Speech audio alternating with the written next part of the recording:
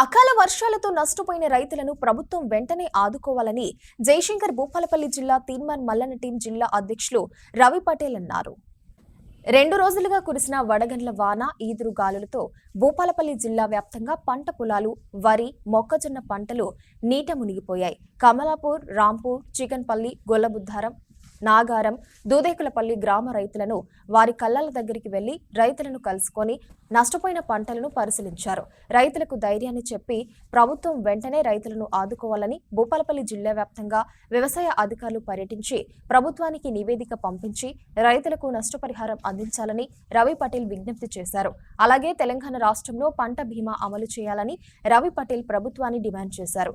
MLC Teenmar మల్లన్నతో రైతులకు video call ద్వారా తీన్మార్ మల్లన్న మాట్లాడి రైతులకు ధైర్యం చెప్పారు. భూపాలపల్లి జిల్లా వ్యాప్తంగా జరిగిన నష్టాన్ని రిపోర్టు పంపాలని రవి పటేల్ ని ఆదేశించారు.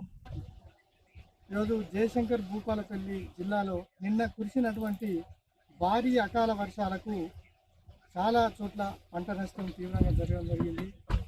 కనుక ప్రభుత్వం, వ్యవసాయ అధికారులు వెంటనే భూపాలపల్లి, మన గొల్లబుద్దారం, చికన్పల్లి, రాంపూరు, నాగారం, అంబాపూరు ఈ యొక్క గ్రామాలలో పర్యటించి పంట నష్టం అంచనా వేసి వెంటనే రైతులను ఆదుకోవాలని తీర్మానం విజ్ఞప్తి చేస్తూ ఉంది.